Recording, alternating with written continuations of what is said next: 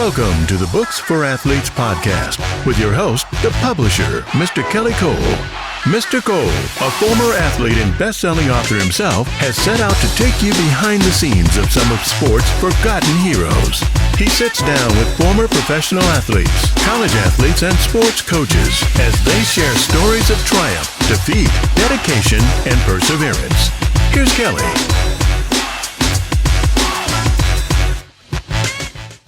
What's up, everybody? It's the publisher here, Mr. Kelly Cole. Welcome to another episode of the Books for Athletes podcast. Today, I got a special guest. So glad to have him here today. I'm going to let him introduce himself. I'm so excited he agreed to do this interview. I was just on TikTok strolling, and he popped up in my feed, and I was like, wow, immediately followed him and said, hey, on the podcast. Real quick, tell the people who you are, my brother. Hi, hello everybody, man. This is James Miles, better known to the world as Boobie Miles, aka Terminator X. I know that's right. If they don't know, they made a movie about your life and the team called what was it called? Friday Night Lights. Friday Night Lights. Mm-hmm. And just so crazy, I was just on a plane this past weekend. I went to Orlando. And I watched it again because I was going to be interviewing you.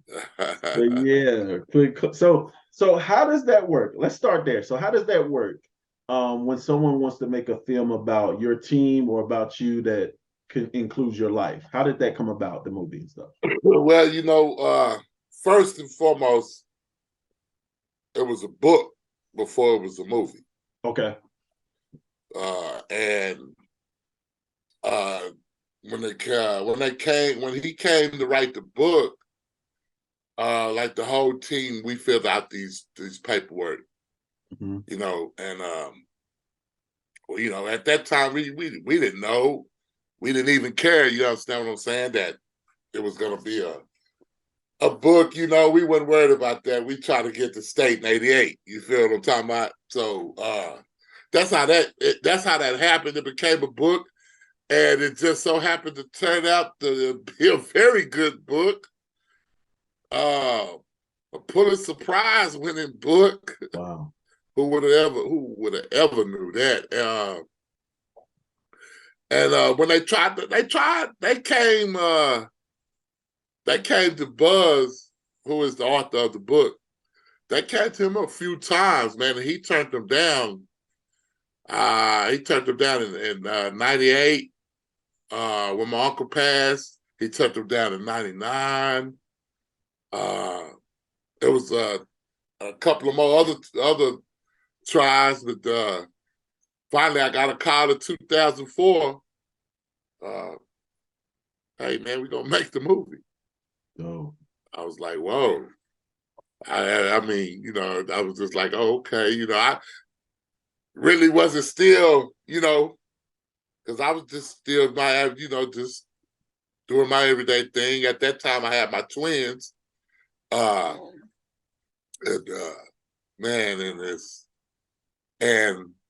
it just turned out to be a real pain. Exactly what it turned out to be. I mean, it sounds good. You got a movie about you. You included in the movie, and you the main character, and this, that, and the third, but it turned out to be a bunch of BS. There are people, the people told, I got my life story on a big screen. Well, not my whole life story, but part of my life story on a big screen. And the people paid me $1,000. Are you serious? I am dead serious. To this day, that's all you've received? To this day. So how did that... No, I'll take that back. Now, Buzz, because I wasn't going to sign once they told me. All right, come on, bro. I can go stand on the street corner and make more than that. Right. Then I start telling, it's planned out, man, $1,000, bro. Like I told Buzz, I said, man, I'm not doing that for $1,000. Come on, look how I'm living. Right. And then y'all gotta go make millions off of my life. Yeah. You know what I'm saying? And I do it. I help you out. Blah blah blah. I solely did it because of the relationship him and my uncle had. Now, who is Buzz? Buzz is the guy that wrote the book. Okay, what was his connection to the program and to you and your uncle and all of that? His connection to the program was that he heard how Permian has been such a dominant football team through the years. Mm-hmm. You know what I'm saying? And he wanted to, I guess they wanted to come see what makes Permian tick. Uh-huh. You know what I'm saying? So he came down. I mean, he brought his whole family down. They stayed that whole year. Wow. Yeah, they stayed that whole year. Packed up, left Philadelphia, and I mean, he was cool. He wasn't in the way. He was. If he was around, he wasn't in your ear. Now he found some. If it's just you and him, okay, boom, that's cool. But when friends came around or teachers or stuff like that, he played the back, so which was cool with us because he never was in the way. And we give him the nickname Buzz because he was you'll think he's back here, he'll be back here, listening and doing what he needs to do, and then we'll turn around and boom, he way across the field over there somewhere. Wow. So we called him Buzz. We gave him the nickname Buzz. That was his connect, man. I guess, and what he filled out the people, which was Chavez, myself, Ivy Kristen, Don, Mike, you know what I'm saying, Chris Comer. Mm-hmm. That was, I guess you could say, we was the heart of the team. Mm-hmm. And which, I tell you, we didn't. We just did what we do every day: go to school, go to football practice, go home. Mm-hmm. Go to school, go to football practice, go home. We didn't do anything spectacular to for him or anything like that. We were just, as you can tell in the one scene at the party, they didn't stop doing what they wanted to do. You know what I'm saying? This is how we kick it, Buzz. This is how West Texas football teams do it. Wow. And we didn't sugarcoat nothing with him, and everything everything in that book was good, but it just seems to turn a lot of heads down here that didn't like it. Really? Why didn't they like the book? Because Odessa wants to be known as not racist town. Uh-huh. You feel what I'm saying? Yeah.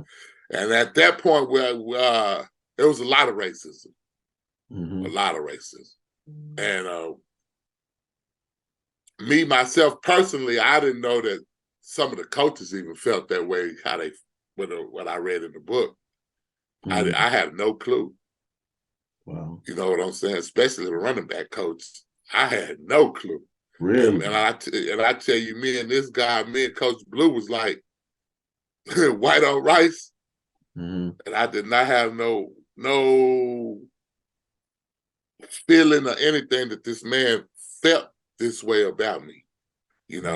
Calling me a dumb nigger, and if I'd have football, he didn't say all these things, but he's amongst the ones who said these things. Right. And that out of all of it, that out of the bad talks that the boosters was saying about me, and then none of it hurt. Coach Blue, that killed me. What happened with Coach Blue? Oh, the running back? Running back coach, yeah. Gotcha. That hurt. Because basically, man, I tell you, like, basically, I'm man, I knew the offense just as good as Mike Winters did. If I call an audible, I already knew what he was going to do because me and Coach Blue was cool like that. Mm-hmm. I could read that offense just like Mike could. And that's why I couldn't understand, because this is a man that will sit down with me when we every day, Monday through Friday, sometimes Saturday. You know what I'm saying? And we sit up and we go through these plays, and he was like, this, that, and the third. What do you think? I got input on this, coach. Yeah. I'm 17, 16, 17 years old. Right. And I never, he was like a big brother. Wow. Yeah. I thought he was like a big brother. I felt like he was a big brother because he was cool. He had the swag of a running back. He was once a Permian High School. They got him on the wall at the school. He played running back, Coach Blue. I mean, that's everything I looked up to. Mm.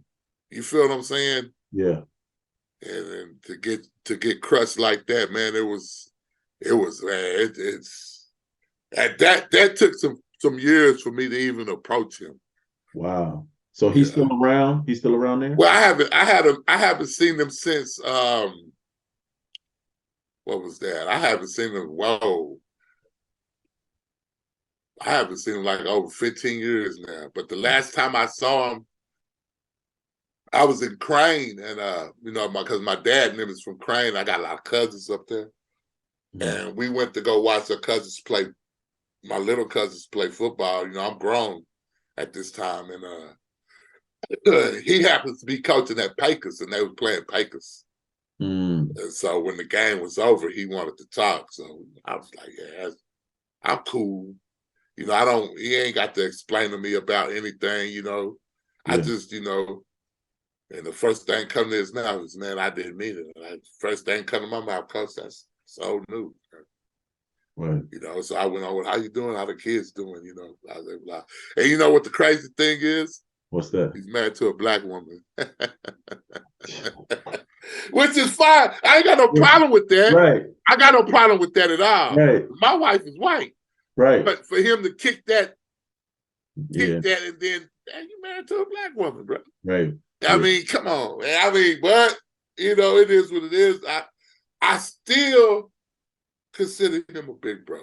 For sure. Even because he got a lot of wisdom. He's a hell of a coach.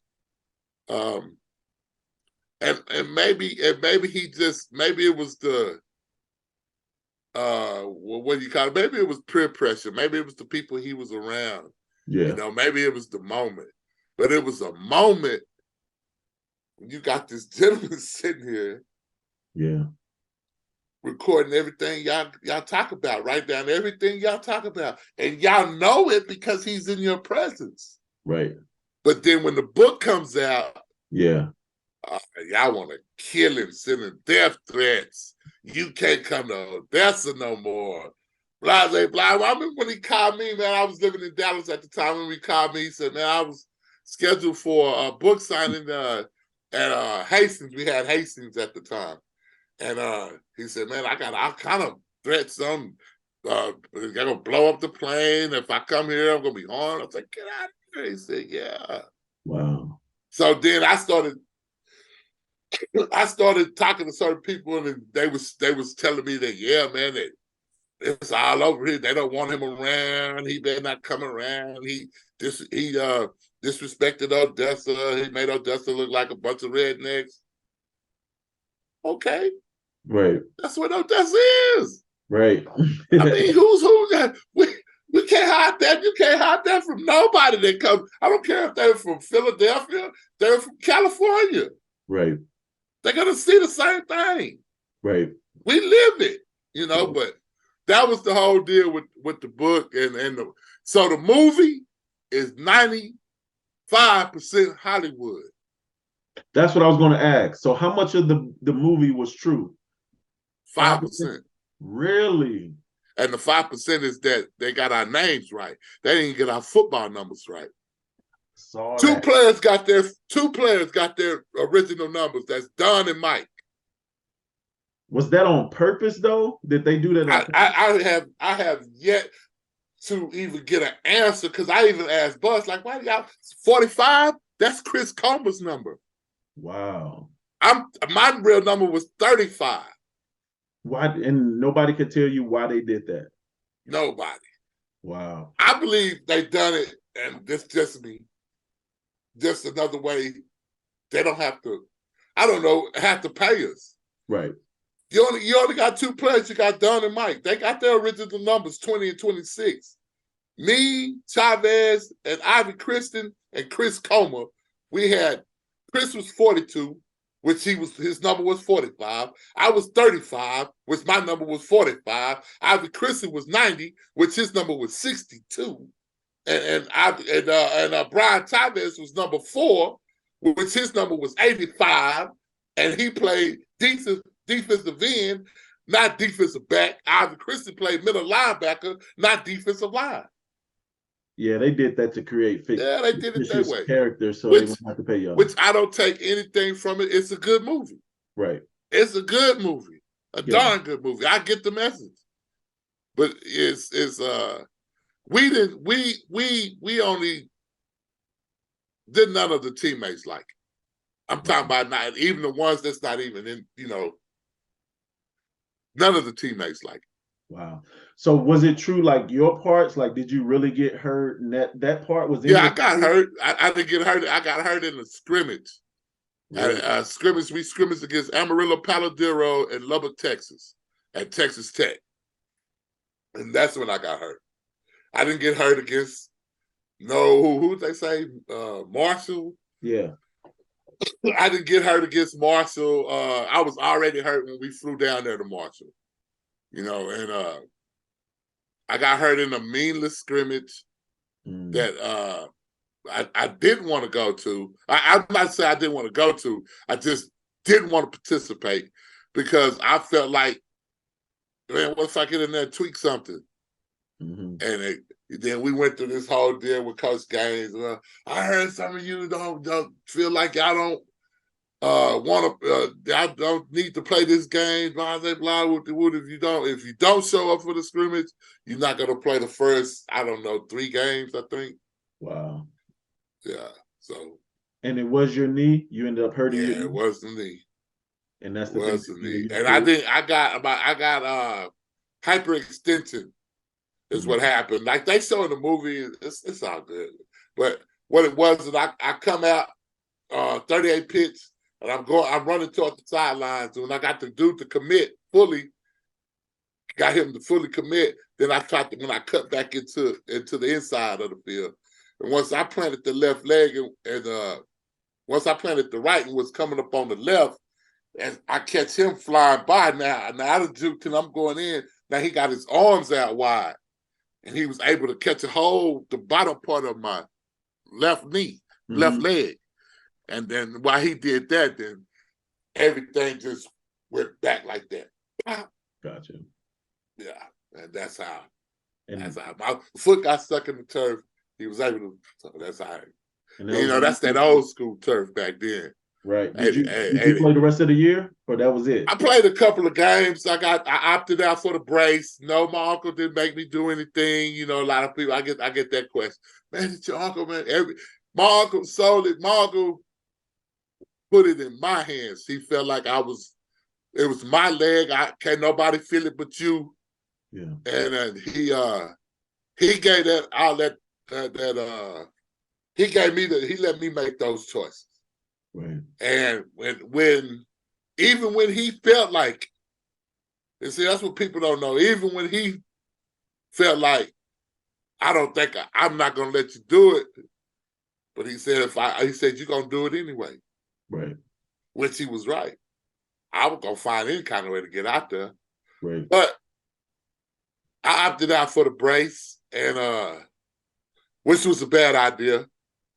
Coach Gaines, I really honestly believe Coach Gaines had my best interests at heart because he was one of me and Coach Gaines didn't see eye to eye, but he is one of the other coaches that I could honestly say he didn't say nothing. Coach Gaines is one of those type of guys. He's a no-nonsense coach, and he's the type of coach that, he don't like all that flashy stuff, which that's cool with me, but he knows talent when he sees it. Right. And we didn't see eye to eye on a lot of things, But one thing that I should have done that I felt like he was correct is I should have waited. I should have waited. And that's all he kept telling me, Booby, just wait. Don't worry about us right now. We're gonna make it. You just wait. And you know, I thought about it. I was trying to get to college, bro. Yeah. And we couldn't pay for it. You know, my family's not rich. You know what I'm saying? It's my way to get my family out of the hood, bro. Yeah. Once that I tapped in on this talent, and I started understanding from everywhere else in the country, like, you know, I'm on ESPN. What's that top? I don't know. Is it 300? And I was ranked like 75 at running back. Wow. So I didn't know none of these things until I was a junior. Right. You feel what I'm saying? Like, I didn't know that I was a blue chipper, none of this type stuff until I was a junior. And I knew that, man, if I got the talent, they feel like I'm that good, then I got the talent to go get somewhere and make it to the league. Yeah. And that was my drive. And fell short. So did you end up playing in college? Where did you end up going to college? I ended up going to Ranger Junior College, and it just wasn't even the same, bro. I mean, it wasn't the same. I couldn't. One thing is I lost my step. I lost a step. And I used to run a 4.40. Now I'm running 4.6s. You see what I'm saying? Yeah. So that's disappointing. Right. But I still end up being we ran a wishbone at Ranger. I end up being a fullback. I still end up being All-American JUCO first team.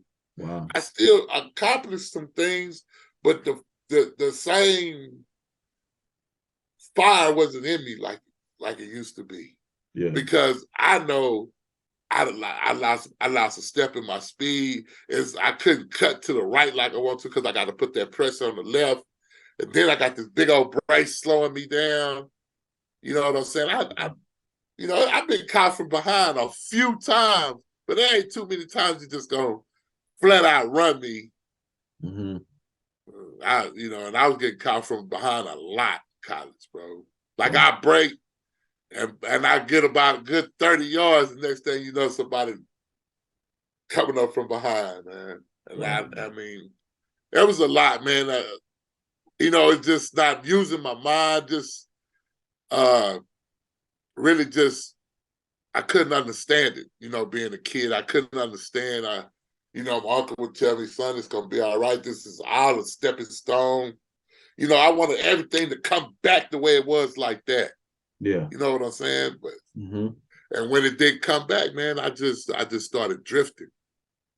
Started getting in trouble, started smoking weed, I just started not even caring, man.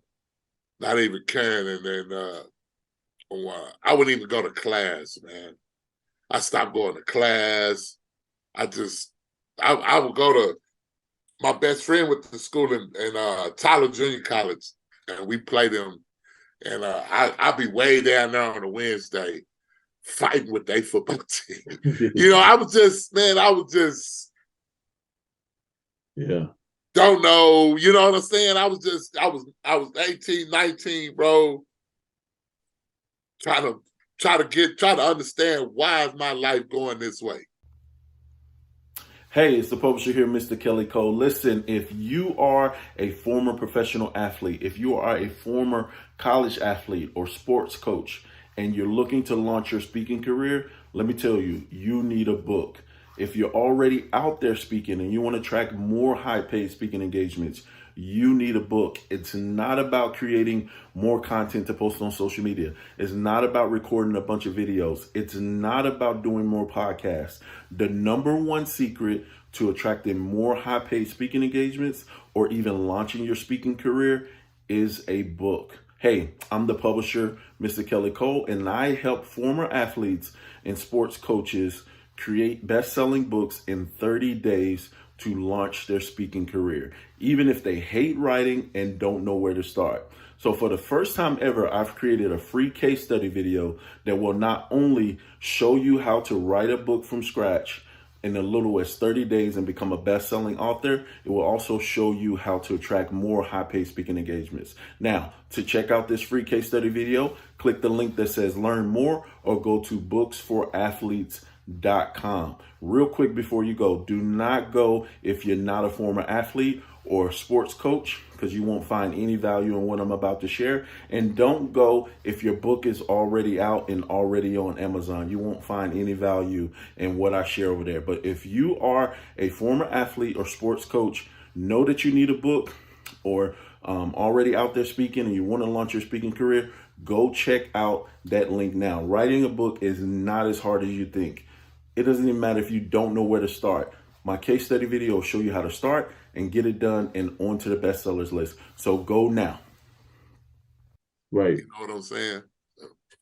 Crazy. So did you end up finishing JUCO? No, I flunked out. Flunked I out. didn't go to class. Flunked So out. So I what did you do flunked after out. that? After JUCO, I was so, I'm so devastated, man. I let my number one fan down, which was my uncle. Yeah. And so I didn't even go home, man. I moved to Dallas. Matter of fact, me and my best friend, we moved to Dallas. And I got a job, and I started working at the little ice cream company, little plant. And we just started trying to be a regular dude with a job, you know what I'm saying? And out the blue, I say this will be about 3 years later. No, 2 years. I called home, you know what I'm saying? And I called home and I talked to my auntie and asked was Marco there. And she was like, yeah, this guy been trying to get a call to you. He's from Virginia, he said, but he talked to your uncle, so he want to talk to you about playing football. I said, playing football? It's like, man, at this time, it's been almost 3 years since I played ball. I'm like, about no football. So she told me to call back. So I called back later that night, talked to my uncle, and he was telling me everything that this guy said. And my uncle was like, you ought to give it a chance, At that point, I was still active, working out, and stuff like that. And he was like, well, once you give him a call, he gave me the number, I got, and see what he's talking about. You might want to do it. So I called him up. His name was Caesar. It was that was out of Culpeper, Virginia. Okay, I know Culpeper. Yeah, it was out of Culpeper, Virginia, and that's right up the street from UVA. Charlottesville is right up the street from there. Mm-hmm. And oh man, I called him. We talked. He laced me up on what was going on, and how they felt that, they feel like, man, we need we got a running back, man. We need a fullback like you that can run, that can block. And me and my best friend, he's right there. That's like my second fan right there, my best friend, because he was like, bro, you got another chance at it, bro, And anyway, man, we got the particulars down, and they was paying. That's what really opened my eyes, that they all paying. Right. So I talked it over with my uncle, with my best friend, and then that next week I was on the plane to Virginia. Right. Culpeper, Virginia. Well, to D.C. I had to go to D.C. Yeah. Then I came to D.C., which is right up the street. Come get me. I went up there and I played, man, and we did good our first year. We didn't get to go all the way, man, but we did good, man. They paid us $350 a game. Wow. And you got a little bonus when you got to the playoffs, Yeah. I was loving it, bro. And it was like boom, it's happening. Like this is the feeling. This is where I need to be. These are the people that are around me. and then I had the running back coach, man, and at that time it put me almost in tears because he looked identical to my uncle. Wow. And I told him he was big like my uncle. He had that certain swagger. I said, man, golly, I called my uncle and told him, I said, you got a twin down here, man. And I said, guess what? I said, he's a running back coach. He started laughing.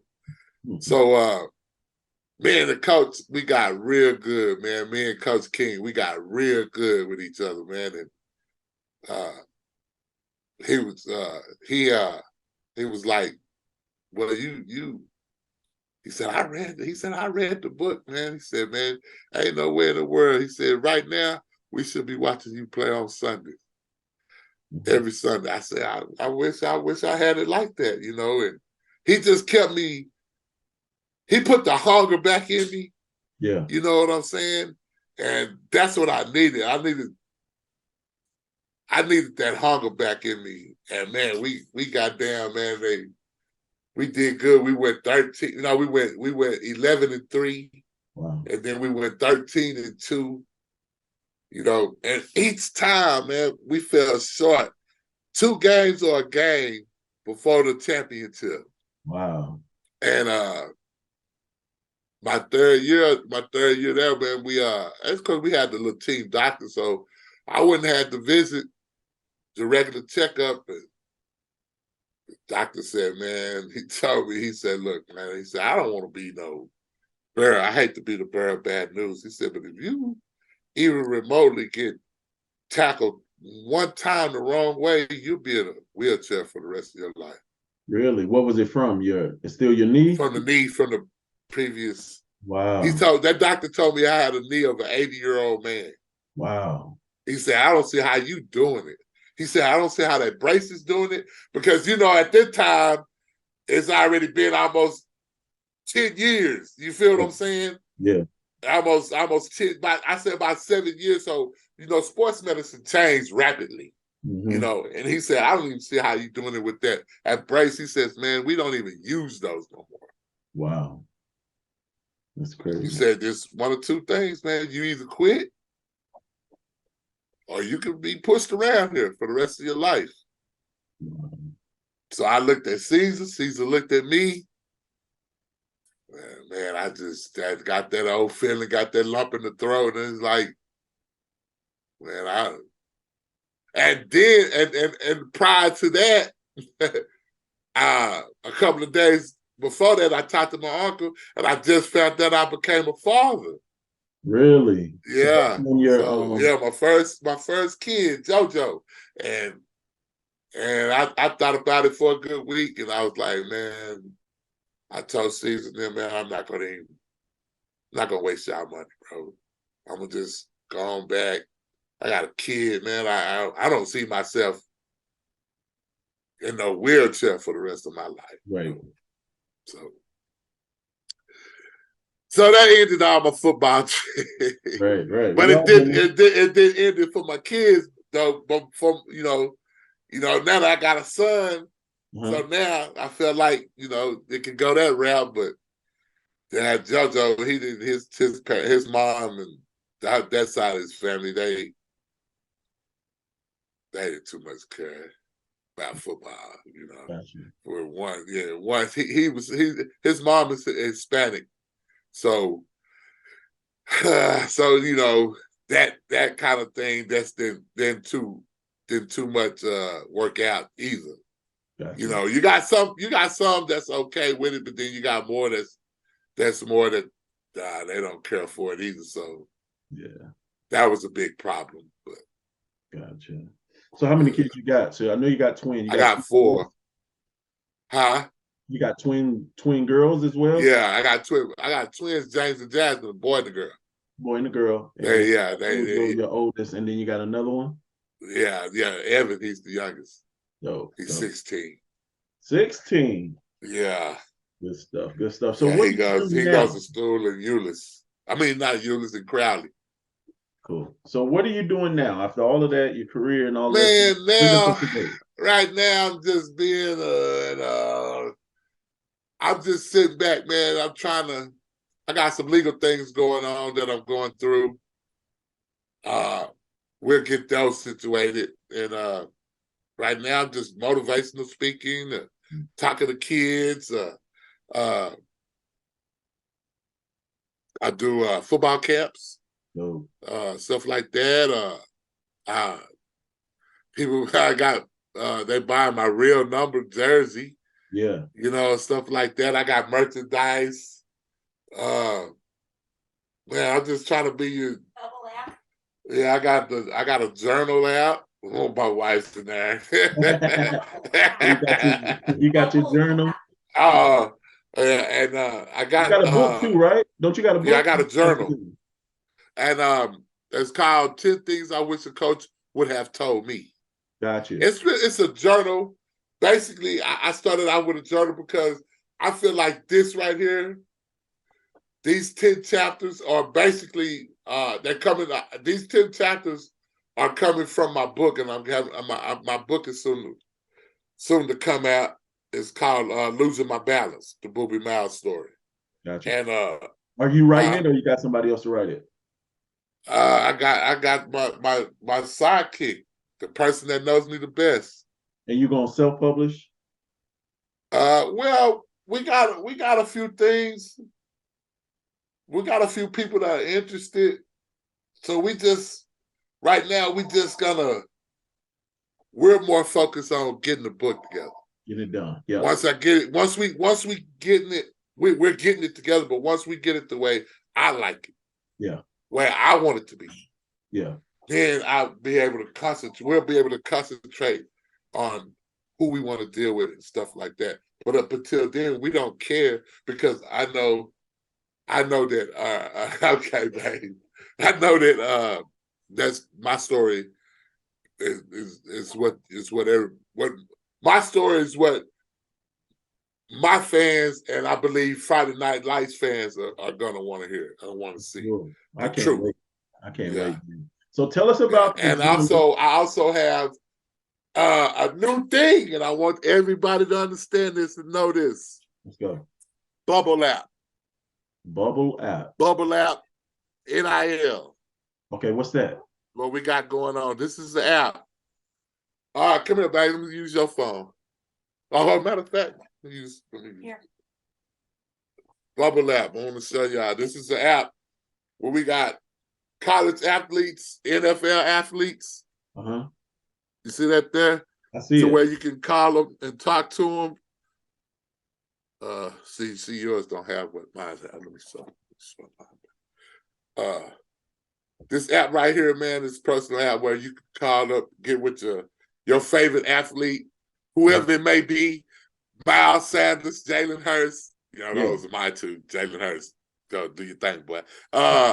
Yo, what up? It's your girl, JC, and listen, I have to send a special shout out to my guy, Mr. Kelly Cole, and the entire team at Publishing Advantage Group and Books for Athletes. They took so great care of me to the point that I know I'm the pickiest person. This book was supposed to have been finished last summer. However, there were some details that I needed to make sure that the book had because my audience needed it. And, you know, when it comes down to feeding and serving the people, especially as a former athlete and telling your story, you know you cannot be selfish with the material and give it away. And they worked with me from the time of my thought process to the time of conception, all the way down to now, top 20 hot release best-selling author on Amazon in 24 hours. Listen, if you're an athlete, you have a story to tell, and you don't know how to put it in book form just yet, don't worry, you're not alone, okay? Hit my guy, Mr. Kelly Cole, and tell him what you're trying to do, and I promise you he gonna get you right, all right? And of course, check me out on Amazon after the season. Shout out to the Books for Athletes family. College athletes, they're able to make money in this sort of way.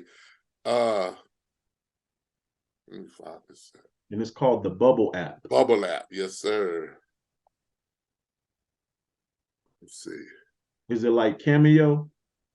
No, it's better than Cameo because because we can interact with our see like that right there. See, that's me. Yep. Okay. And see, you can see I got people start bidding I just posted that up today. I'm gonna talk to my fans that want to talk to me. I'm gonna have Super Bowl talk on the 11th. That's And awesome. you call it. I mean, you get the app, and the app explains to you explains to the fan how to use it. Got it. Okay. They have to pay to talk to you. Yeah. Well. Yeah. Yeah. You can do that. That's the. We try to look at it as a better way to where athletes can interact with their fans without having the fan have to pay thousands of dollars just to go see one football game, or you understand what I'm saying? Or this is a way of an athlete and a fan can connect with each other in different types of ways. It could be birthday parties. You can do a cameo for that. It could be just, whatever you want to talk to. I have a window, a day in the window, which I would talk to you from. Like, say my window will be from 12 to 5. Yeah. 12 to 5 on Tuesdays, you can talk to Boobie Miles. Boom, you put your bid up there, and it goes like that. And you just choose which offer you want to take. Is that how it works? No, I'm gonna talk to all my fans. Because I don't care how. I can't speak for the other guy. For me, I talk to all my fans. It don't matter what price they got up there. No, you know what I'm saying? So I talk to all my fans. Good stuff. So, but it's a brand new app. It's what's happening. It's popping right now. No, we got Miles Sanders on there. We got we got me, of course. We got the young man. I can't think of his. He plays with the Houston Texans, DB. I don't know him either. He's engaged to Simone Biles. Oh wow, yeah, I don't know his name though. Jeremy or something. Gotcha. It's something. He's on there. That's a cool young man. Very cool young man. I see why a lot of his fans, he got a lot of fans.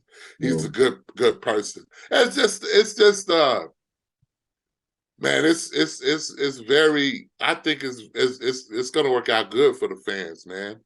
Oh. And it's called Bubble App, man, and it'll show you everything you need to know about who you need to, how you can contact this, or how you can get on the right athlete, everything else. That's awesome. So check into that, man. It's up and coming. That's my newest and best project right there. I'm one of the cornerstoners for that. Got you. That's dope, man. I'm gonna put it in the notes below. So tell people about your journal real quick. It says 10 things you wish a coach would have tell you. Give us one real quick so they can go get the book.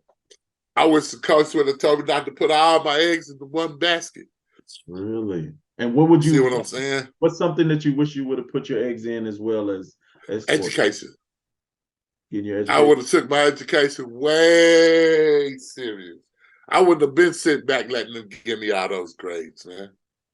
Wow. I could, you could, because once I got hurt, all those grades stopped.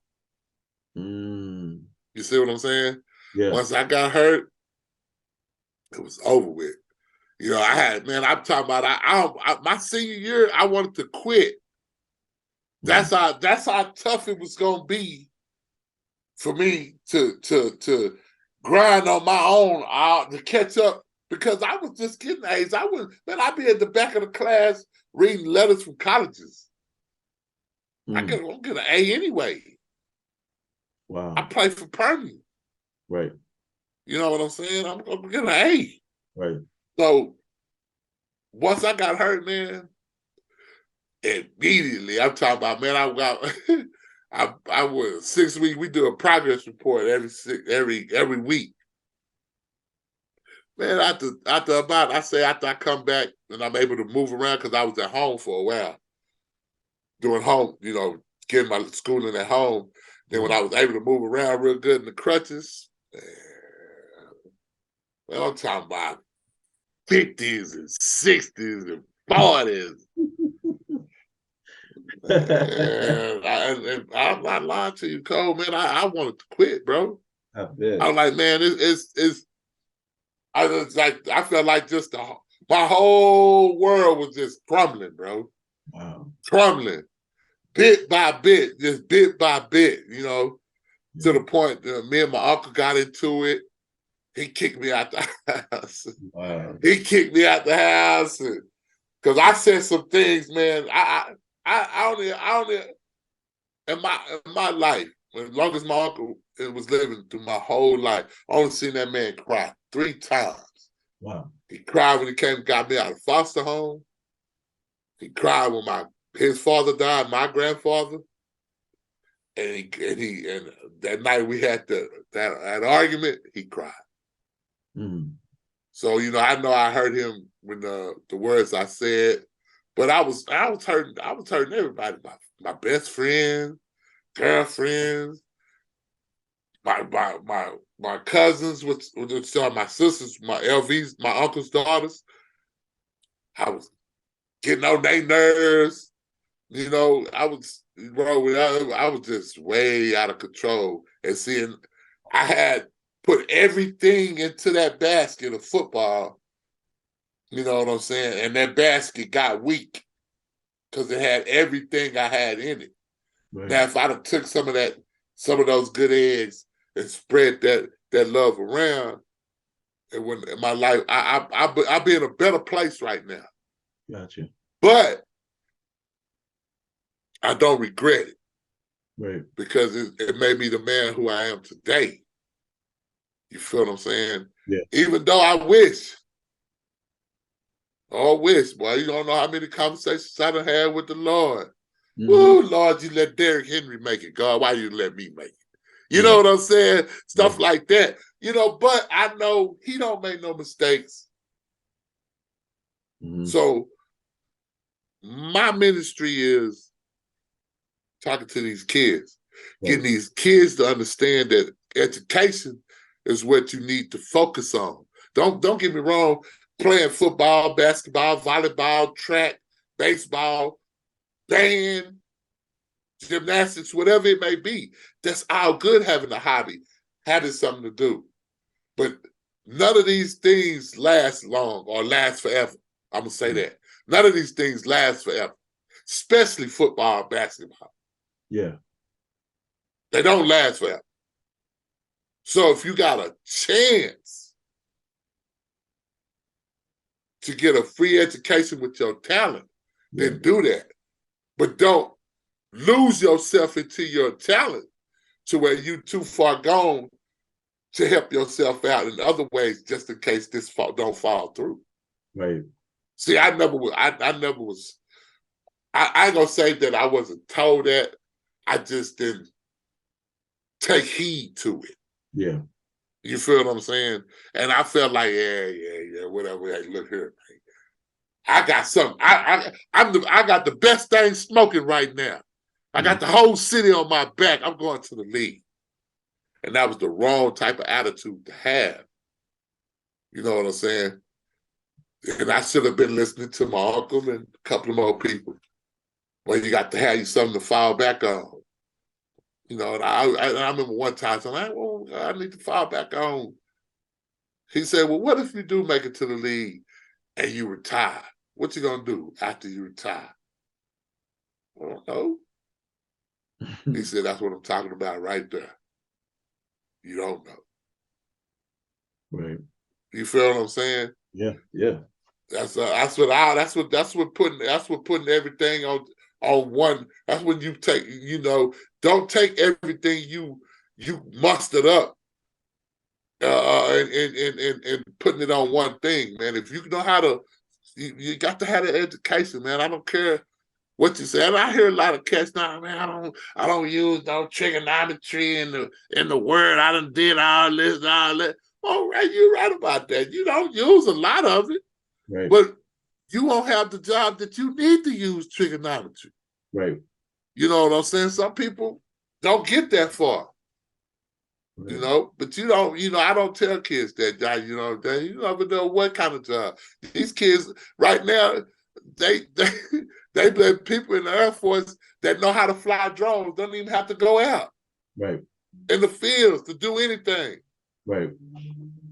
That's So true. you never know, man. It's just, always keep your head up. I don't whatever a kid wants to do, whatever a young a boy or girl wants to do in life, we should, if it's positive, we should push them in that direction. I don't care what it is. Right. We should push them to their dream because it's their dream.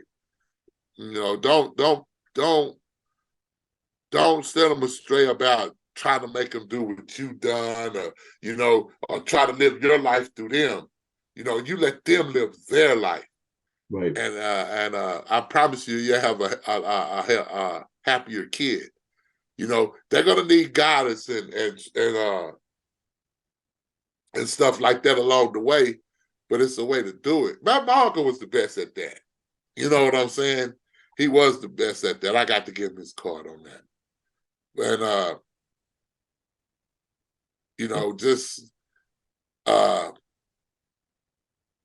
I don't know, man. It's a lot of times he used to tell me, boy, he said, do you hear me? He said, yeah, I'm listening. He said, nah, you listening, but you ain't hearing me. Right. You know what I'm saying? So I want people that are listening right now to hear me, man. Look, man, whatever your son, daughter, nephew, grandson, niece, find something that they want to do. And it might seem silly, it might seem far out-fetched to a lot of parents or whatever, guardians and whatever. But if that's what they want to do, push them to do it. Yeah. Let them figure it out on their own. You can't figure it out figure it out for them. Let them figure it out on their own. Right. That's true. Yeah. That's good, man. All right. Where can the people find out if they want to book you, they want to buy the journal, they want to get a jersey? Where can they get that? Give them your information. They can go to Boobie Miles, www.boobiemiles. Where is it? Where the paper at? It's officialboobiemiles.com. www.officialboobiemiles.com. Perfect. You can go in there. You can order merchandise. You can book me.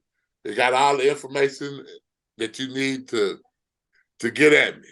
Well, that's good stuff, man. Yeah. Any final words before I get you out of here? Final words is my final words for these kids out here, man. Stay strong. Stay positive. This world is it'll eat you up and spit you out, man. If you're not about your right business, man, this world will eat you up and spit you out. I've been there. I've been through it. I understand it. If any of them kids need anybody to talk to, you go to my website. You can call me. I can get a hold. You can leave a number. I mean, I understand what it is. Parents, we got to stay more focused on our kids, man, because they are the future. Mm-hmm. We got to motivate ourselves. I mean, I look at me. I'm not going to sit here and pretend like I've been the best parent. I'm not the best parent. I still got a lot of things going, with my kids. But I do know this. You got to keep going and understand in order to get to them. Right. And if you don't, then, don't give up on them. Just don't give up, parents. Whatever you do, don't give up. And thirdly is keep God first in everything you do. And I bet you won't go wrong. That's good. I bet you, man. That's good. I appreciate you, Mr. Cole. For sure, man. Thank you so much for doing this, man. Thank you so much for checking out this episode of the Books for Athletes podcast. Make sure you're liking, subscribing, and leaving us reviews. And be sure, if you're interested and you want to get your book done, make sure you check out our free case study video at www.booksforathletes.com. Also, if you'd like for me to come to speak to your students or you're having an event and you need a speaker, I would love to be a part of it. Just shoot me an email at booksforathletes.com. Until then, we'll see you on the next episode.